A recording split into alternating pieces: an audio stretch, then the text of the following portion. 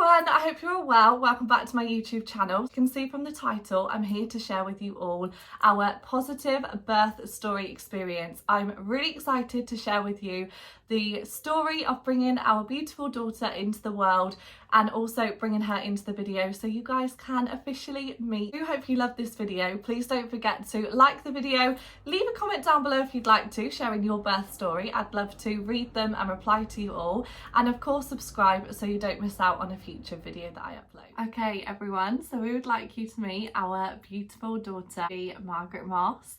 She was born on the 12th of July 2023.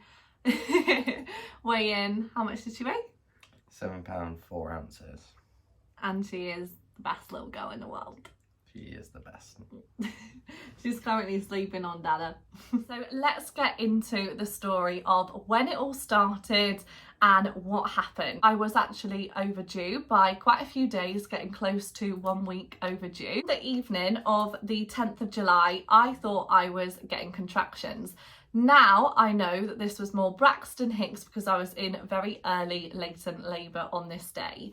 So Sam downloaded the contractions app tracker and we were timing my contractions, and then he called triage. I called the triage number for a various range of queries that you have during pregnancy, but also when you are feeling like you're in labour, just to ask questions of whether or not you need to go into hospital. Recommended through the hypnobirthing course that I had and talking to my midwife to try and labour as much as you can at home. After the phone call with triage, they suggested that I wait at home a little bit longer, give it a couple of hours, see how things are progressing, if they are, or if I'm able to go to bed and be okay, and then call back if needed. They suggested I took some paracetamol and also had a bath, which I did, but still the pains weren't easing and I felt my contractions were coming on a lot closer together and they were a lot stronger. So we called back, they suggested we went in, we did. As we drove to the hospital, I was still having these feelings of pains and contractions. We got there, they all stopped.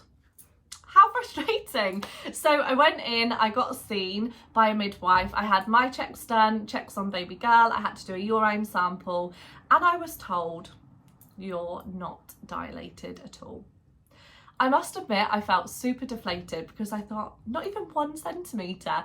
So we had to drive all the way back home, bearing in mind we'd left the house at like 2 a.m, so we got back about 3:30, because Sam wanted to cheer me up, took me to McDonald's, we got some chicken nuggets. The midwife said I was in latent labour, which is like early stages of labour. My body was doing the right things to prepare for labour, but I wasn't in labour or having proper contractions. Because that was early hours of the night, that was classed as coming on to the 11th of July. But then we moved on to the 11th of July. I woke up and I felt fine. I wasn't having Braxton Hicks or contractions.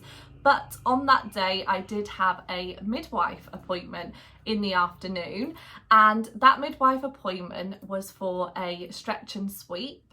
Now, I was a little bit nervous to have a stretch and sweep. I've been told they feel quite uncomfortable, they can be a bit painful. Then performed by a healthcare professional, in my case it was my midwife Laura, I had my stretch and sweep done. So I've just wrote down what the aim of a stretch and sweep is as well, so I can give you some more information as we go through this video. So the aim of a stretch and sweep is trying to start labour for you basically. It gently moves the membranes around your baby from the wall of your uterus. I actually had a midwife appointment just before my due date. We decided not to do a stretch and sweep then, wanted to allow my body to just progress naturally and see what would happen. But by the next midwife appointment, I was actually over my due date, so I did agree to having the stretch and sweep. My midwife said that she couldn't quite reach my cervix on the stretch and sweep. However, she said it was very soft and she could feel baby's head, which is all very positive, exciting signs that labour is potentially going to happen soon. When she said that she couldn't quite reach my cervix, my mum picked my leg up, pulled it over my head and was like, try again. Just, my mum was adamant baby girl was coming soon. Sam and his family were adamant baby girl was going to arrive soon. And I was just sat there thinking, she's going to come when she comes. But that was just a funny part to my stretch and sweep that I thought I'd mention. I've said to me that if I hadn't had my baby by the Friday, which would have been the 14th of July, that she would bring me in and try and do another stretch and sweep just to see if that would bring things along, as I'd actually been booked in to be induced on Friday the 14th of July. But thankfully, as you're going to hear in a moment, my body started to naturally go into labour, so I didn't need to have my induction. I went home after my stretch and sweep and I just carried on with my day. So that evening on the 11th of July, after I had my stretch and sweep, Sam's parents came round and Sam and his parents gave baby girl an eviction notice and said, we're ready for you, you can come whenever you want to. Just the night before, we didn't get much sleep. Sam and I decided it would be best to opt for an early night, so we went to bed about 9. It was not possible for me. Less than 20 minutes later of going to bed, I was up.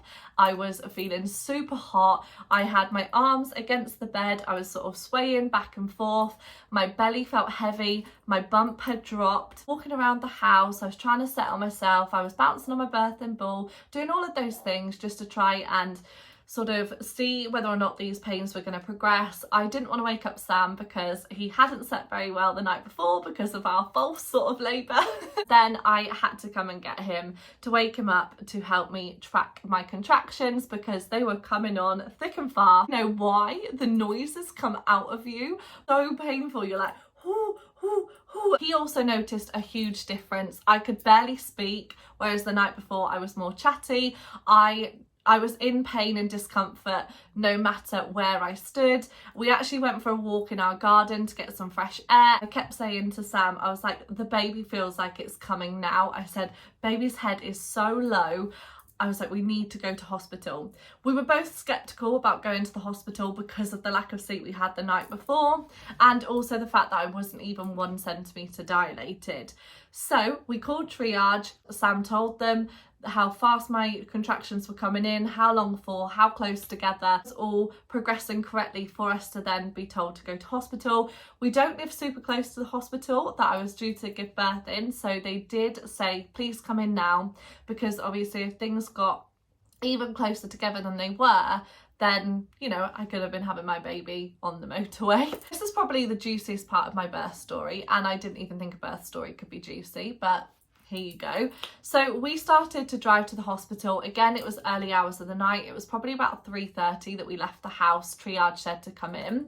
And at this point, I'm holding, you know when you get in the car and you've got that little handle in the seat of like the passenger side, I was holding on to that and I was just breathing through the contractions and I was like, oh, Sam. I was like, Sam, like I am in pain. I was like, baby is coming. And I just felt everything just felt like it was progressing so quickly. 5 miles away from the hospital, and what happens?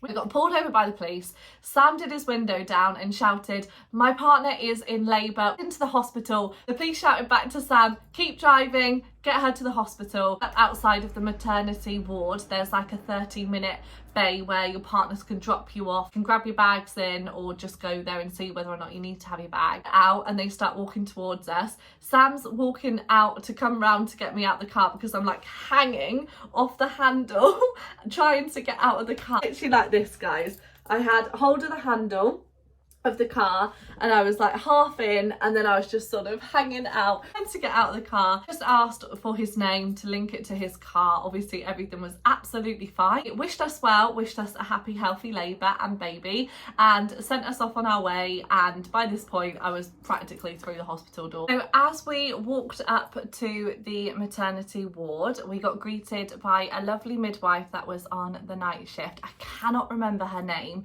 but if you are watching this, thank you so much to the midwives that looked after us because they were absolutely amazing. Took us in for testing, checked baby girl over, checked myself over, and she said she was going to see whether or not I was dilated. Sam and I were both over the moon when she said, you are 3 centimetres dilated. I was so happy. Potentially this means we're staying in and she's coming. So this was about 4 a.m.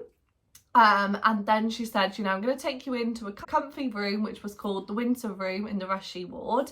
And she said, to track and monitor you, baby's progress, we can leave you here for a couple of hours. We'll keep monitoring you. And it's basically just whether or not to decide if I go home, keep trying to get more active in labour, or if I stay there. And it was a home from home. I'll insert some videos. There was fairy lights all around the room, a big bed. There was like an area for you to sit and have food if you wanted to, because they bring you in toast. There was a bathroom. It was a very nice private area.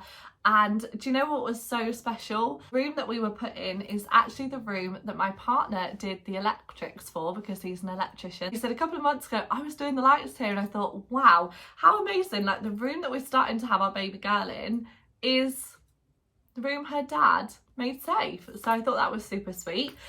They also had positive affirmations in cards around the room, which was just saying like, your body is made to do this, you are incredible. It was just so nice. This room, they were doing the checks, they put a white noise playlist on in the background and some relaxing music. That was lovely. And they also brought Sam and I in some toast. Hospital toast tastes so good. It's so different than any other taste of toast. However, when I ate my toast, I was sick. I threw it all up over the floor. Sam had to clear it up, bless him. And I was then given some painkillers and constantly checked for my progress. I actually took my final bump photo at 7:45 a.m. I'll insert it here. And around this time, the midwife had swapped from the evening midwife to the morning midwife, and I had a team of 2 women who came to care for us, and I'm pretty sure one of their names was Georgie, and I cannot remember the other lady's name, but they were amazing. I cannot fault the midwives that cared for us through my early stages of labour and then actually giving birth. They were all amazing and made me feel fantastic. And they were ever so sweet with Sam as well, which was really important to me. Like, we both felt super safe. So during this time, whilst I was still in that room, those couple of hours that had passed, I was just on the birthing ball. I was leaning against the bed again, just helping bring labour on. These checks with the midwives were probably about every 30 minutes, checking her heart rate, checking me, and also monitoring my contractions, how long they were happening for, etc. Found that I was in active labour and things were progressing really well by the time they took over, and I was by this point 5 centimetres dilated. So I went in at 3 centimetres dilated about 4 in the morning, and then just before 8 I was about 5 centimetres dilated. This is when things get even better, because they tell you you can enter the ward where you will actually be having your baby. They did offer me a water birth if I wanted it. However, I did decline, but I was able to change my mind right up until the minute I gave birth, which I loved, having that power and control to make those decisions, because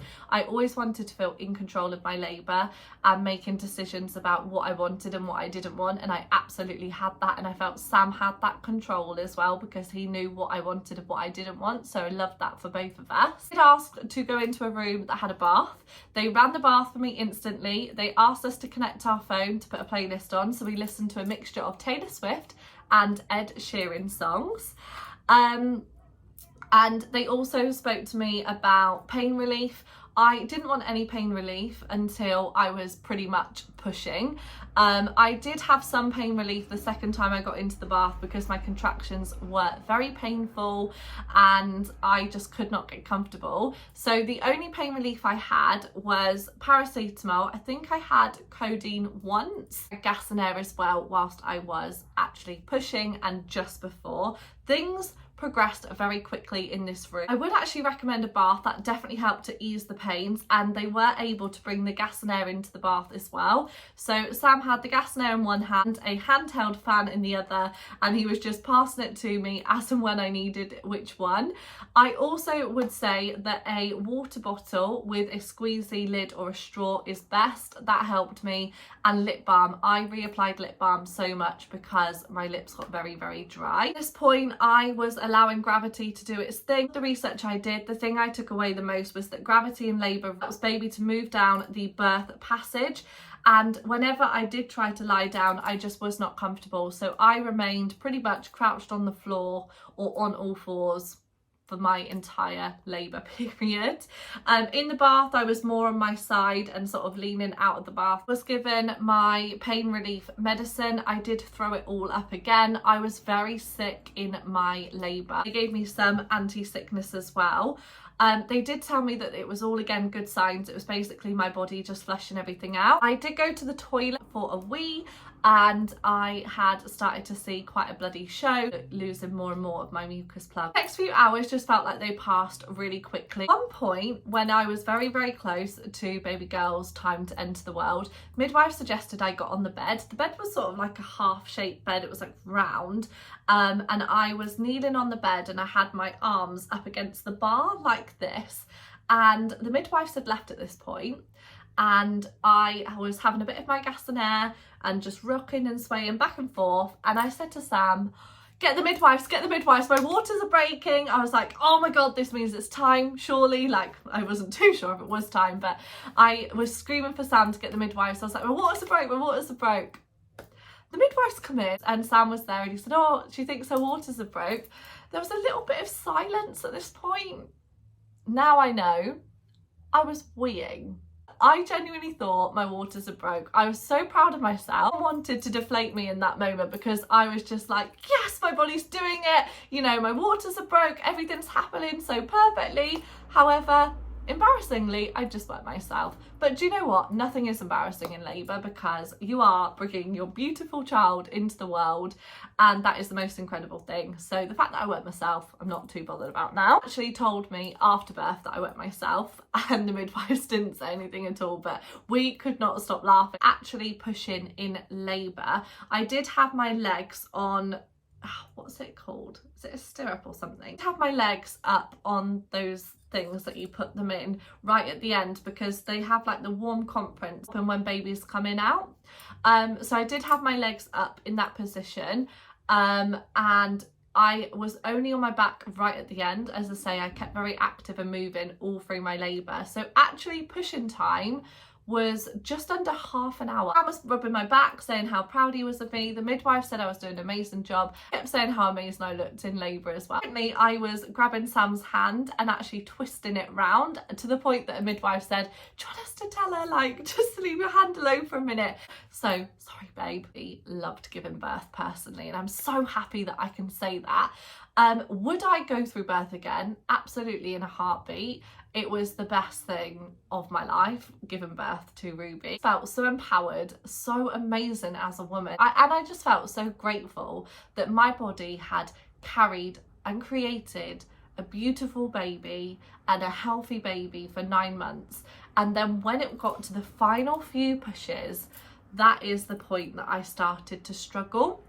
Because of the tiredness. I genuinely think it was just sheer tiredness where we've been up for so long. Bear in mind, this point it was practically like 24 hours that I'd been awake. She came into the world at 12:58 p.m.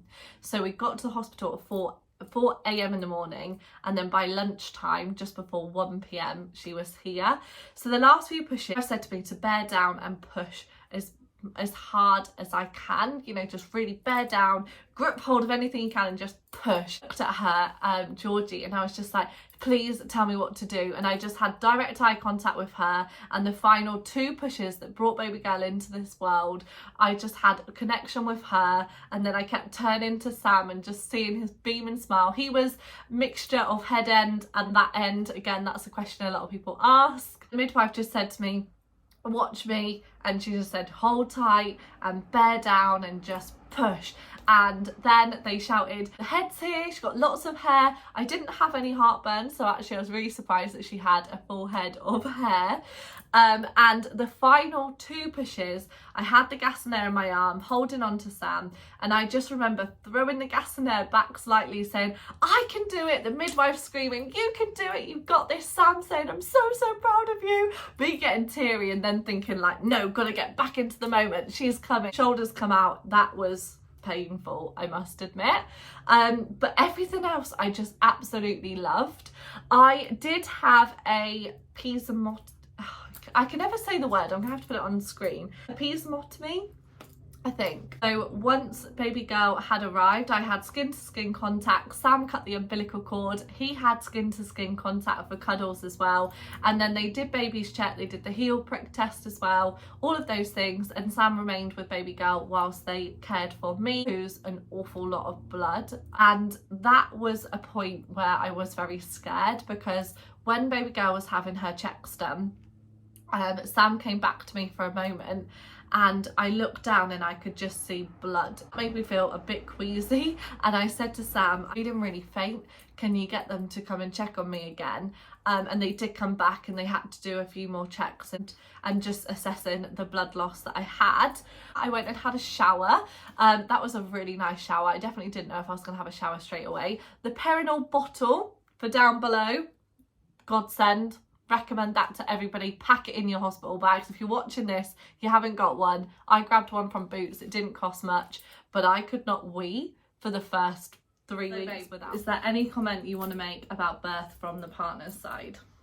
Just be there, support them, do the best you can really to make sure that their labour goes as smooth as possible. There's not really much you can do being a bloke. Like, you just see them in pain and you feel helpless. But yeah, if you're just there with like fan, water, everything they need, clear up behind them.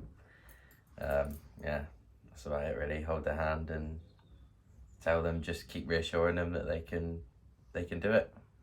And did you think I did well? You did, yeah, you smashed it. You smashed it. You will meet Ruby a little bit more in our videos. I'm not sure how much I'll post her and share her on YouTube and social media and stuff, but she'll definitely be in a few videos. You'll be taking over Mummy's channel. Yeah. Overnight stay of one night in the hospital up until quite late in the evening with me, which was really nice actually. And then he went home, he got a proper night's sleep, and then came back and come as soon as visiting hours started. I'll insert a photo. He brought McDonald's breakfast, flowers for me and baby girl, a lovely car. What I will say is I didn't love the evening in the hospital because the midwife advice was quite conflicting, I will be honest. And I found trying to learn how to breastfeed in hospital wasn't the best experience. And I felt really deflated. Strom and breastfeeding for the start of baby girl's life, and I was really proud that I was able to do it for some time. But this is quite hard for me to mention because I am really emotional that I wasn't able to breastfeed up until now. Like I'd love to be able to breastfeed still, but it's so much out there that breast is best, and a lot of people are just quite judgmental on that. But my breastfeeding journey wasn't as successful as I wanted it to be.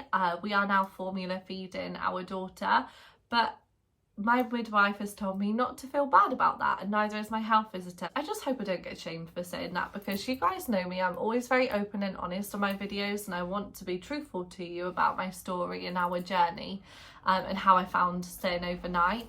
The care, you know, for questions that I had in the evening, that wasn't too bad. When Sam came the next day, I was so happy to see him, and I just kept saying, I want you to take your girls home now. About the following day at the hospital is all of the people that come round. She had her hearing test done. The woman that did that was amazing. We had all of her other checks done. That was really happy and positive. I met a doctor and had a doctor come out as well, so that was also really great to meet a doctor straight away. Checking me over, that was okay as well, and being discharged, that was a nice experience. And also then I had an infant feeding session that came and gave me quite a lot of her time, and I wish she was available at night because I think I would have had a better experience. But she helped me with latching baby girl on, gave me advice, and also spoke to me about formula feeding as well. Fed baby is a happy baby. So one of my last things I'd like to leave by saying is that when you have a baby, it is the best feeling in the entire world.